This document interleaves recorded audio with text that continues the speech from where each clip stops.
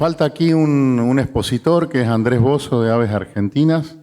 Por algunos problemitas de salud que está teniendo hace tiempo, se pide disculpas y se excusa. Quería estar acá, pero tenía que solucionar algunos problemas personales. Bueno, vamos a hablar con Verónica. Verónica es ingeniera agrónoma del grupo que dirige José Pensiero todavía. Son botánicos. Está Iliana también. Me va a tocar a mí primero. Y quisiera comenzar rescatando algo que me parece extremadamente importante.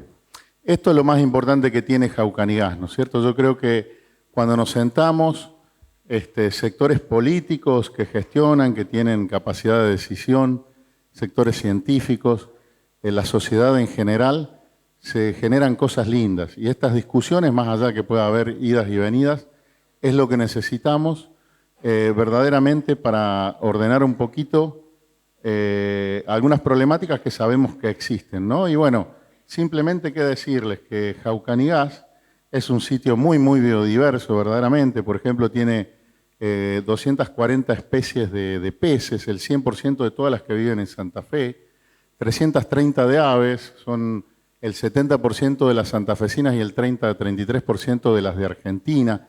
Y verdaderamente, bueno, con Pablo que estamos trabajando ahora y todos los que trabajamos acá, seguimos encontrando especies constantemente. Esto es una constante y esto tiene que ver con que el río Paraná, que es uno de los ríos más grandes del mundo, tiene 4.000 kilómetros de recorrido y anda entre los 5 más caudalosos, por lo menos por temporadas, tiene una enorme diversidad de hábitat.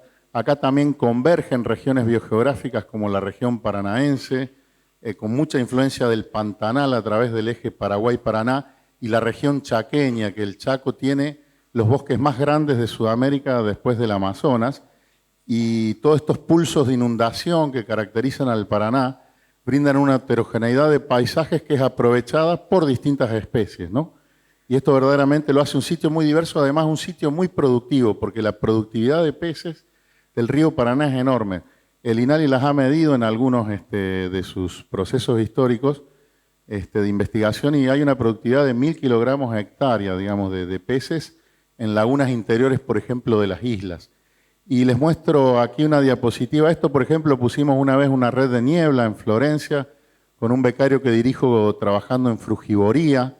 Frugivoría es cómo las aves toman frutos y trasladan las semillas para que crezcan las plantas en otros lugares. Y en media hora habíamos agarrado estas especies y después encontramos una ranita, que es la del medio, una rana que es la única rana conocida del mundo que es fluorescente.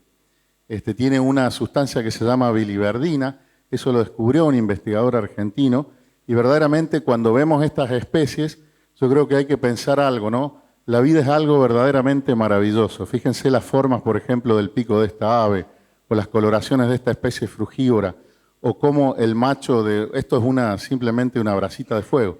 Cómo el macho de la brasita de fuego muestra el copete, digamos, para atraer a las hembras.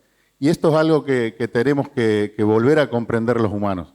Cada uno de nosotros, cada uno de los seres vivientes que nos acompañan en este mundo, son seres maravillosos y todos merecen compartir la Tierra con nosotros, que además tenemos una suerte muy grande. Es el único planeta que conservó el agua líquida. Si estuviéramos en Venus no habría agua y si estuviéramos en Marte estaría congelada en los polos. Y esa agua líquida, o sea, el agua es súper importante, es donde se generó la vida. Y a través de la evolución se fueron generando especies tan importantes como somos nosotros. Acá les muestro una serie de especies que son prácticamente únicas del sitio Ramsar Jaucanigás. No voy a hablar de ellas, pero simplemente para que vean la hermosura de las cosas que podemos mostrarle a la gente en este lugar.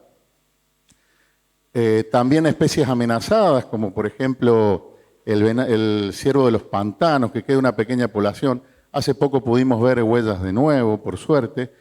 Una planta, Pacourina edulis, ella le va a hablar de plantas, así que no voy a...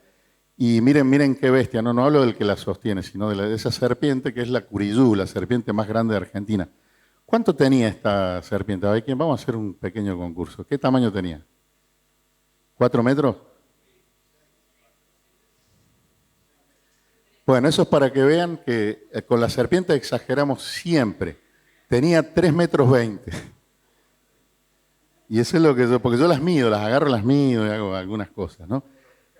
Claro, exactamente. Sí, sí, sí. Y acá les estoy mostrando toda una serie de especies, como Jaucanigá es un lugar conservado, bastante conservado, e incluso el cambio climático ha traído temperaturas más altas hacia zonas sureñas. Todas estas son especies tropicales que han avanzado sobre Jaucanigás en los últimos 10 años. O sea que la diversidad de Jaucanigás está creciendo también gracias a estos ambientes.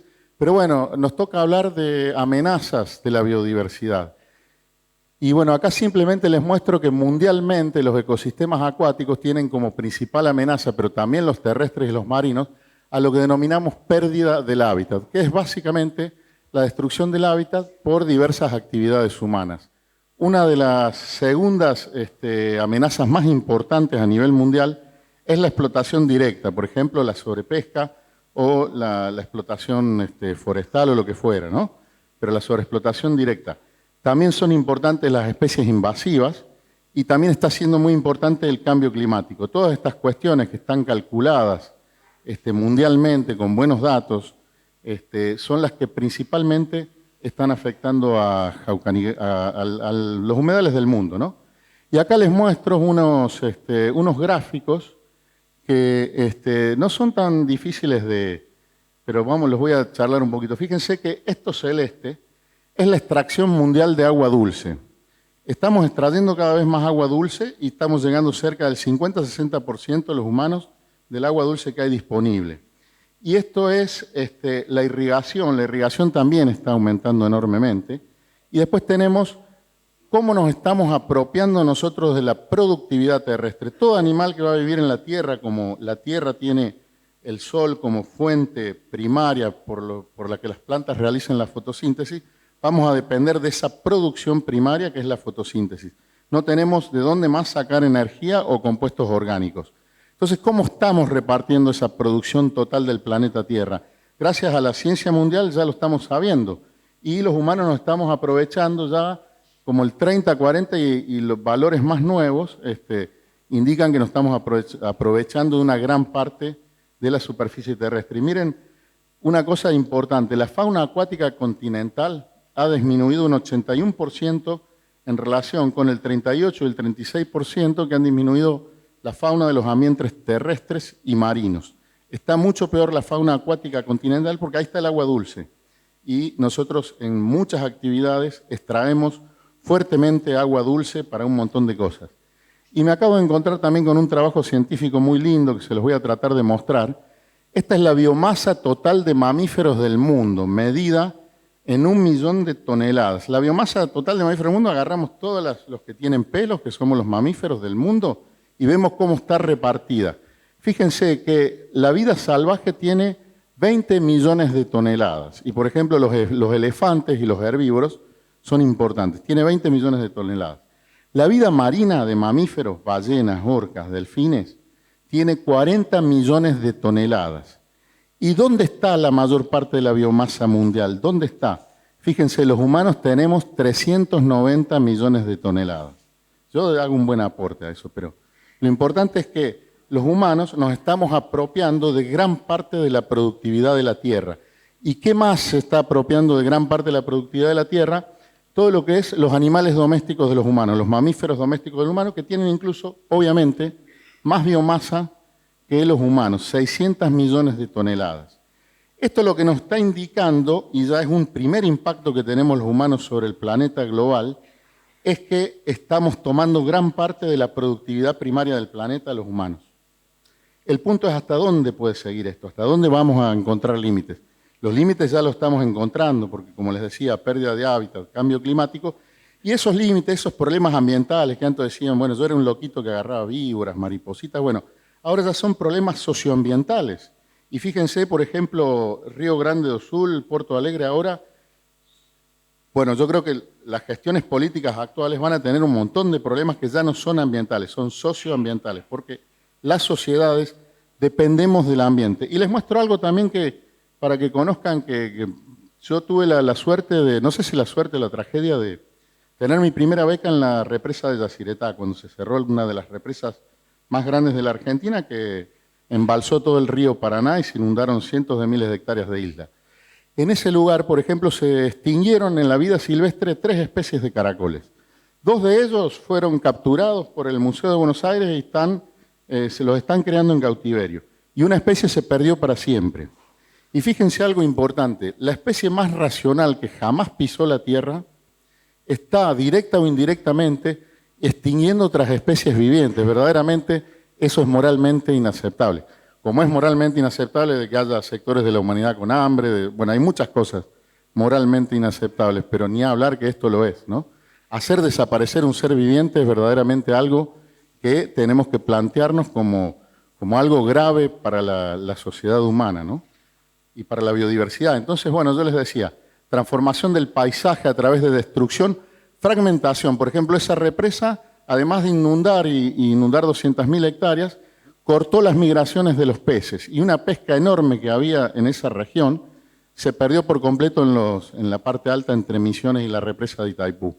¿Sí? Y todos los pescadores que vivían de eso, todo lo que, bueno, los concursos de pesca como hay acá, qué sé yo, colapsaron directamente, ¿no? Porque cambió enormemente. La sobreexplotación de especies, bueno, esto vergonzoso, ¿no? En Santa Fe pasa en Entre Ríos, en varios lugares. Cazar animales dejando montañas de animales muertos por el simple hecho de deporte, ¿no? Son cosas, ¿no? Yo creo que tenemos que evolucionar en esto y son verdaderamente moralmente inaceptables. La contaminación y las especies exóticas que hoy hablaron en algún momento, que están también siendo un problema grave. Ahora tenemos ciervos axis, tenemos jabalíes. Hay especies de peces exóticas introducidas en la cuenca del Paraná. Y una cosa que me parece importante si vamos a conservación es que tenemos que empezar a hablar de especies amenazadas o extinguidas, pérdida y fragmentación de hábitats, ya le voy a explicar un poquitito qué es, contaminación, extracción de recursos, especies introducidas y áreas protegidas como lugares que van a ser siempre chicos en el paisaje, pero que van a permitir que al menos quede una muestra sin esa intervención enorme que estamos haciendo los humanos sobre los ecosistemas. La pérdida y fragmentación del hábitat es grave, pero básicamente, ¿qué produce? Tiene consecuencias negativas porque si yo tengo un bosque, que es todo esto negro, acá perdí hábitat, pero no perdí conectividad. Si yo sigo deforestando, acá ya perdí la mayor parte del hábitat, pero también pierdo conectividad. Y eso quiere decir que las poblaciones de animales no se van a poder unir entre los distintos lugares. Y este sapito que vivía feliz saltando en sus bosquecitos, va a caer en un ambiente abierto donde a lo mejor se va a morir de alta temperatura o una serpiente que cruza. Sí. Bueno, ven acá, esto es el bosque que quedó, ya no hay conectividad y estos relictos, como pasa por ejemplo con el bosque chaqueño, con las selvas en galería que había en la parte más alta de Jaucanías, quedan muy poquitas, son las más diversas. Se pierde conectividad y las especies van disminuyendo su variedad genética, teniendo más problemas de enfermedades, de depredación, y hay un montón de consecuencias negativas, complejas y sinérgicas muy bien conocidas. Los humedales también se pueden fragmentar. Y bueno, ¿cuál es el punto a lo que no tenemos que llegar? Santa Fe tiene 7 especies extinguidas, todas estas de acá arriba, la mayoría las conocemos, algunas como el yetapá, que es el símbolo de Iberá, vivía en los bajos meridionales, en el domo occidental, y se extinguió hace unos cuantos años. Y este loro, por ejemplo, desapareció para siempre. Era un loro gigante, de los más grandes que existen, un jacinto, lo describió Alcides d'Orbigny en 1800, nidificaba en barrancas de Corrientes y Taibaté, y Martín Drobisofer habla de este loro en sus, bueno, eso lo sabe bien Carlos, y verdaderamente perder este animal es una cosa, lo perdimos para siempre, ¿no? Este loro desapareció de la faz de la tierra, ¿sí? Y eso la verdad que, vuelvo a insistir, nos tiene que dar vergüenza como seres racionales y como seres que a través de nuestro poder de la tecnología dominamos la tierra. Y todas estas que están acá abajo están a punto de desaparecer de Santa Fe, ¿no? Y en este proceso hay una cosa que sí me parece importante. Cuando hablamos de Jaucanigás, por ejemplo, cuando ocurren las grandes inundaciones es cuando más animales mueren. Algunos mueren naturalmente por la inundación propia, pero los animales buscan lugares altos y lo que vemos, por ejemplo, el mirador del yacaré que hicimos con Román con mucho esfuerzo, con carteles, había 25 yacarés ahí, cuando vino la inundación los mataron a casi todos. Y de nuevo vuelvo a insistir, somos buenos, pero si nos controlan somos mejores. Y eso, yo sé que nadie fue, o sea, uno pregunta, nadie fue, pero sí, tenemos esas acciones sobre el ambiente y eso es inevitable.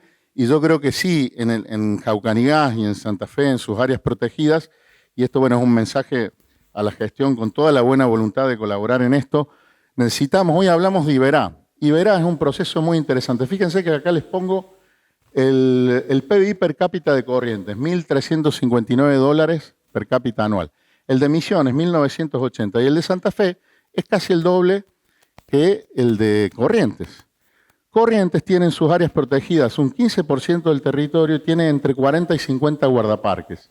Misiones tiene un 19% de su territorio, mayormente en áreas protegidas provinciales, y tiene 101 guardaparques. Santa Fe, y esto lo insistimos en el CIN hace 20 y pico de años, y siempre lo insistimos con todas las gestiones, tiene 4,5% del territorio protegido y no tiene guardaparques profesionalizados. Puede haber algún cuidador, pero no guardaparques profesionalizados. Entonces, bueno, de nuevo, si queremos ser buenos está bien, pero necesitamos control para que estos lugares, que van a ser siempre muy pequeños, de hecho, por ejemplo, el Convenio de la Biodiversidad Biológica, la UICN, dan valores que un país o un territorio debería tener un 20% hasta un 30% protegido. Estamos lejos de esos valores, pero por lo menos lo que tenemos como Jaucanigás, y yo creo que la mitad norte de Santa Fe, tenemos que hacer un esfuerzo muy grande por proteger la biodiversidad con acciones concretas. Y bueno, yo ya concluí. ¿Me falta tiempo? No. Y le voy a dar paso a Verónica. Muchas gracias por la invitación. La verdad que es un gusto poder estar acá y contarles un poquito sobre las plantas de Jaucanigás, ¿no? Me dieron 20 minutos, ni un minuto más, para hablarles de las plantas de Jaucanigás. Lo primero que tenemos que decir de las plantas, algo que ya mencionó Alejandro, que las plantas son esos seres vivos maravillosos, capaces de transformar lo inorgánico en vida, de meter los elementos inorgánicos a la vida a través de la energía del sol. Y las plantas son también las que a través de sus hojas, flores, frutos, alimentan al resto de los seres vivos, es decir, son la base de los ecosistemas, ¿no? Son el sostén de la biodiversidad. Por ejemplo, ahí se ve el frutito del ingá o el fruto del araticú. Entonces, el resto de la vida depende de las plantas. Además del alimento, son el hábitat, son el refugio, el lugar de reproducción del resto de los seres vivos. En la provincia de Santa Fe llevamos registrados 2004 taxones vegetales, entre especies y subespecies, 2004. Aproximadamente la mitad están registradas para el sitio Ramsar Jaucanigás, para el Departamento General Obligado. Es decir, que crecen unas 1000 plantas en esta zona. Es el área de mayor diversidad en cuanto a plantas de la provincia de Santa Fe, así como Misiones lo es de Argentina. Nuestro noreste es el área más biodiversa. Y esto, como decía Ale, es por la confluencia de dos ecorregiones, la región chaqueña y la paranaense. Entonces se mezclan los elementos de las dos ecorregiones. Estos son algunas de las plantas, las nuevas citas, los nuevos registros que hemos encontrado, y los encontramos en la reserva de Florencia, en la reserva Jardín Florido. Son árboles, el de la izquierda es una morácea de la familia de las moras, el género Sorosea, y la derecha el género Randia. Eso no se sabía que crecía en la provincia de Santa Fe. Bueno, el de la izquierda está... No, se ve mal, pero es trichilia, es una meliácea, también un arbusto, y a la derecha una orquídea. Todas esas son nuevas citas que encontramos hace muy poquito en los últimos viajes que hicimos. Y bueno, las plantas también son las que dominan el paisaje, con los diferentes tipos de vegetación, las diferentes comunidades, es lo que impacta en el paisaje, lo que le da la impronta al lugar, como esta foto que son camalotales, esta también camalotales, pero ya con presencia de irupé. Es una maravilla cómo podemos ver nosotros acá el irupé, que vamos capaz en un vehículo y al costado ahí nomás los tenemos florecidos, realmente es bellísimo. Hay muchísimo para contarle al visitante del Irupé, de su floración, de su polinización, de sus leyendas. Hay cantidad de cosas para hablar de esa planta. Y, por ejemplo, en la zona del Iberá no es una planta frecuente, no se ve tanto, y acá es maravilloso como lo podemos ver. Esto es desde un camino, esa foto.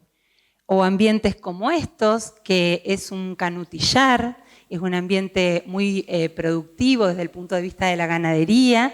Hay un pelo de agua y están todos esos pastitos tiernos muy, muy ricos.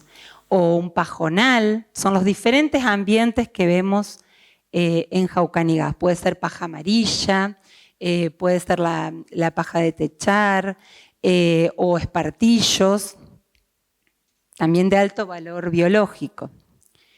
Esto es un palmar de Copernicia alba, que es la palmera más frecuente que hay en el norte de Santa Fe, y es un paisaje bien chaqueño. Miren qué maravilloso, todas las palmeras juntas. Este es un ambiente en Reconquista, es un bosque donde se ve bien mezclado los elementos chaqueños, como había algarrobos, saromitos, y los elementos paranaenses, como es esa palmera, que es la palmera pindó. O esto también en la reserva de Florencia, al lado del arroyo, son ya más los bosques fluviales, que en muchas partes son verdaderas selvas en galería, ¿no? Cerca de los cursos de agua, de alta riqueza en cuanto a especies de árboles. Ahí están el timbó blanco, el timbó colorado, el ingá, el laurel. Esto, que es como vimos esta mañana cuando amanecimos, ¿no? Ese paisaje maravilloso de la isla con toda su biodiversidad, toda su riqueza. O ambientes bien selváticos, ¿eh? Uno camina y está totalmente cubierto el cielo, se ve la timidez de los árboles que dicen ahí arriba, ¿no? Completamente cubierto con árboles muy grandes. Y en esta zona, en la zona específicamente de Villa Ocampo, es el área de distribución más austral de un árbol bastante famoso, conocido, como es el ibirapitá. Es por su floración muy bello y se lo cultiva mucho en plazas, en ciudades, al ibirapitá. Si uno va camino al puerto, lo puede ver ahí naturalmente creciendo en todo su esplendor. Son fotos de allí. Ahí lo vemos en el camino, esa floración maravillosa, magnífica que tiene. Y les voy a mostrar otros árboles que son propios de esta zona, como es este, el palo víbora. Miren qué lindas flores, parecen un jazmincito, ¿no? Es pariente de uno de los jazmines cultivados. Y esa no está tan difundido su cultivo. Si uno va a estas localidades, probablemente no la vea ni siquiera en las plazas y tranquilamente podría estar incluso en las veredas. O sea, las localidades de toda esta zona pudieran tener un plus en su lugar, en su hábitat, poniendo estas especies en el ámbito urbano también. Bueno, miren, este arbolito ya chiquitito florece, es un árbol mediano, tiene condiciones ideales para estar en el arbolado público, en el arbolado de vereda. Este es el fruto, ahora está justamente así, bien fructificado, lo consumen por supuesto las aves. Llevar estos árboles a los ámbitos urbanos es asegurarse la supervivencia, porque ellos están adaptados completamente al ambiente, y además es favorecer a todos los seres vivos, tener también, aparte de ellos, toda su fauna asociada también en los lugares urbanos. Miren qué linda la copa con todos los frutos. Otro árbol que tranquilamente se podría usar en veredas es este, que es el sangre de drago. No tiene flores vistosas, pero sí esas hojitas cuando se van a caer, porque es de follaje caduco, se ponen de ese color anaranjado, son como corazoncitos muy decorativos, muy lindos.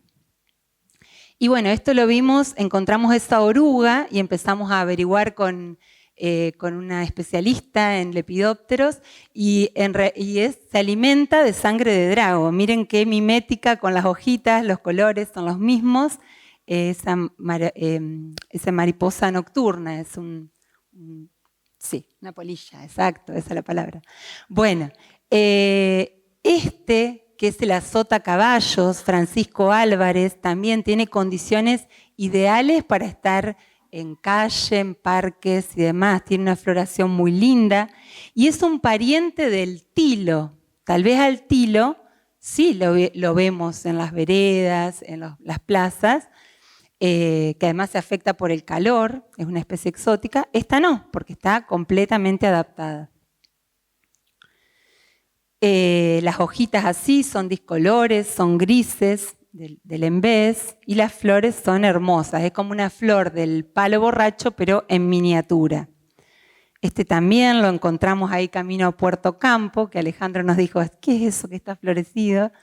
Y es un naranjillo, Crateva tapia. No es un árbol muy frecuente, pero también es precioso, una familia rara. Miren qué linda la floración, tiene flores muy grandes y es muy bello. Otro que tal vez no tiene grandes flores, pero sí un valor biológico muy grande, como es el curupí. En el curupí, por registros del doctor de la Peña, anidan 20 especies diferentes de aves, lo consumen 23 especies de aves, y además se alimentan cantidad de orugas y se relaciona con muchísimos insectos. Y es perfecto en su porte, en sus condiciones para estar en vereda. Entonces, ¿por qué seguimos plantando otras cosas y no ocupamos esta naturaleza? Bueno, este es un trabajo sobre las especies exóticas que se han naturalizado. Y está marcado más intenso, donde hay mayor número de especies de árboles naturalizados. Fíjense que justo nuestra zona acá es donde más especies exóticas están naturalizadas. Hay algunas que se las reconoce como invasoras ya, ejemplo, la mora, el ligustro, ¿sí? La acacia negra, y hay otras que se reconocen como potencialmente invasoras. Y lo interesante acá del cuadrito, del gráfico de barras, que ¿por qué se introdujeron esos árboles? El primer uso es el ornamental, ¿sí? La mitad de estas especies se introdujeron para cultivar en calles, para cultivar en veredas, con uso ornamental. Es decir, que siempre buscamos afuera. Y aún hoy seguimos diciendo qué plantamos y siempre se busca afuera. A veces es lo que disponen los viveros, pero bueno, hay que generar la demanda. El vivero, si uno le pide, si los municipios le piden determinadas cosas y le aseguran que se lo van a comprar, lo van a hacer también. O, por supuesto, generar viveros comunales dedicados a la producción de estas plantas. Esto es un pensamiento de Lorenzo Parodi, que fue uno de los botánicos más importantes de Argentina, que trabajaba en la uva, y ya hace 90 años decía, porque es así, ¿no? Todo el que conoce mucho de plantas nativas empieza a preguntarse por qué no se cultivan. Entonces decía que ha podido ver algunos aficionados perdiendo largo tiempo en querer aclimatar las especies decorativas exóticas inapropiadas en aquel medio, despreciando a las plantas regionales. No obstante de existir algunas tan hermosas como aquellas y quizás más fáciles de cultivar. Sin siquiera mencionar o saber todavía de las especies exóticas invasoras, solamente hablando de la belleza. Y dice, especialmente los urbanistas y encargados de los jardines y paseos de las diversas ciudades argentinas deberían contemplar este aspecto concerniente al arbolado de las mismas. Nada más monótonos que las plazas de las ciudades en la zona templado-cálida del país, los mismos trazados, las mismas estatuas, y cuando los hay, los mismos árboles exóticos, casi siempre el plátano mutilado y dominante, persiguen al turista o modesto viajero que en cada ciudad espera hallar nuevas sensaciones de belleza. ahí ya él se daba cuenta que el que visita un lugar espera encontrar lo local también en el espacio urbano. Bueno, y esto, otros ejemplos, para no mostrarles solamente árboles. Esta es una enredadera que le dicen flor de patito porque miren la flor como es, muy curiosa, tiene la silueta de un pato. Es el género Aristoloquia. Y las relaciones maravillosas que hay entre los seres vivos, ¿no? Es la planta nutricia de esa mariposa tan linda, una mariposa muy grande, que es la mariposa borde de oro. Es decir, las orugas de esa mariposa solo consumen Aristoloquia. Si no hay Aristoloquia, no hay mariposa. Pero si plantamos Aristoloquia, vemos cantidad de mariposas. Nosotros juntamos semillas en la zona de los puertos, en Puerto Piracuá, por ahí. Ese es el frutito, es como un canastito y ahí cayeron todas las semillas en la camisa de nuestro compañero. Y pudimos hacer plantines. Y miren ya, en el vivero, en esas plantas, aparecieron las orugas de la mariposa borde de oro. Ya en el vivero estaban las orugas. U otra, como es la papa de río, es una enredadera muy linda, con flores grandes, vistosas, y tiene unas pequeñas glandulitas que producen aceites esenciales. Y esos aceites esenciales tienen una relación muy estrecha con su polinizador, que son abejitas que se llaman colectoras de aceites.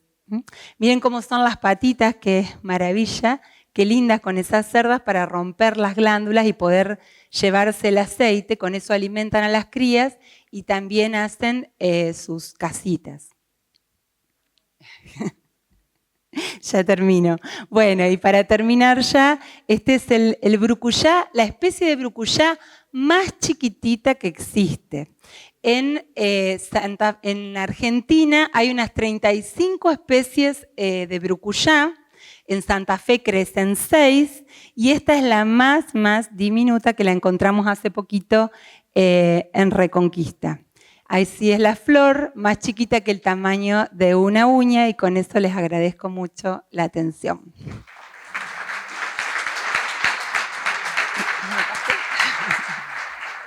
Invitarlos a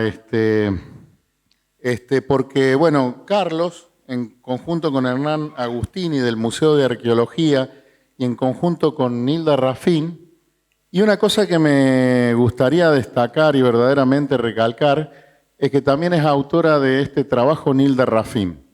Bueno, una cosa muy importante es que nosotros reconozcamos a nuestros maestros. Hoy hablaba de Lorenzo Parodi, Verónica, y todos hemos tenido maestros que nos han enseñado cosas en la vida. Eso es algo que por ahí se ha olvidado, pero quien brinda conocimiento, quien brinda experiencia, quien brinda sabiduría, está verdaderamente forjando un mundo mejor. Y simplemente quiero decirles que Nilda, que se fue hace muy poquito tiempo, Carlos formaron parte del Comité Intersectorial de Manejo durante 10 años. Nilda y Carlos trabajaron muchísimo desde INCUPO y Carlos desde el Museo de Arqueología, INCUPO es el Instituto de Cultura Popular, para verdaderamente dar a conocer lo que era el sitio Ramsar. Junto con José Pensiero, el director de Vero, y un montón de gente recorrimos muchas localidades, casi sin presupuesto, con muchas ganas. Nos fuimos contactando con municipios, comunas, y además Nilda, que tenía algo muy lindo, ella era nacida y criada en la Cuña Boscosa y conocía mucho de los alimentos del monte. Entonces, cuando uno salía a la isla o al monte, ella siempre recolectaba cosas para comer. Y ella fue, junto con Maggie Charpentier, la creadora de una obra muy importante que se llama El Monte nos da comida. Y eso nos muestra que nosotros dependemos de la naturaleza y que el monte tiene, y los ambientes naturales tienen comida de calidad para ofrecer a los humanos. Y habían hecho una recopilación, y recuerdo algo que era también muy interesante, y acá les voy a poner, si se ve, una foto de Nilda. Nilda era una promotora social increíble, o sea, ella iba a hablar con los isleños, con la gente del monte, y enseguida la adoraban, la querían. Tenía una risa muy contagiosa, tenía una alegría de vivir inmensa, y simplemente me gustaría que Hernán y Carlos, en en unos momentitos la recuerden a Nilda. Ahí veo la foto de Nilda, trabajamos mucho. Creo que una de las características más que yo subrayaría más de ella es su humanidad y su sensibilidad. Creo que ese contacto que ella tenía con su pueblo y con los pueblos originarios sobre todo, fue generando una mirada diferente a la que tenemos todos nosotros por lo general, que es aquella que lo que ve quiere usufructuarlo, algo me tiene que dar. Si veo algo que me gusta, algo me tengo que dar. Me hago una apropiación que es casi siempre individual. Ella era consciente que esa apropiación debía ser social y la llevó a cabo hasta tal punto que había dos mujeres, era ella y Dorita, de Incupo también, que conocían la flora caucánicas. Para mí, entrar a la isla, yo veía una masa inextricable de vegetales, todos los cuales tenían una propiedad, una individualidad, eran usados para algo, tenían un registro indígena, tenían una voz indígena que los nombraba. Esa voz indígena que los nombraba en todo el norte de Santa Fe está desaparecida. Hace 154 años se funda la ciudad de Reconquista, con los 3 ecosistemas que todos conocemos existían en el norte de Santa Fe: los bajos meridionales, la cuña boscosa, la llanura aluvial del Paraná. De los 3, exterminamos 2. De los 3, 2 no existen y su desaparición es irreversible. Como aquella gente que los pobló y que tanto estudió también Nilda y rescató sus conocimientos. Por eso, el nombre Jaucanigás es una puerta, una ventana. Gente de agua. Hay que preguntarse qué es ser gente del agua. Porque no es vivir cerca, sino tener en ese ecosistema que nos rodea y que nos protege todo aquello que necesitamos para seguir siendo lo que somos, para evitar los instintos de la apropiación de los lugares, de los espacios, de ser más ricos a costa de la pobreza de más gente. Entonces, me encanta este encuentro porque creo que la primera reflexión que se me ocurre a cada uno cuando vuelva es cuál es su función de acá hacia adelante. Yo quiero que mis hijos y los hijos de ustedes reciban un ecosistema al menos en las condiciones que yo lo recibí. Y si puedo hacerlo mejor, que sea mejor.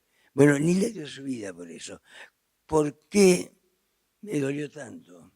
Porque yo había pensado que al ser 2 mujeres, las 2, una ya no estaba y quedaba ella, que tenían esos conocimientos, hacer en el Museo Municipal de Arqueología cursos para que pudieran transmitir a nuevas generaciones sus conocimientos.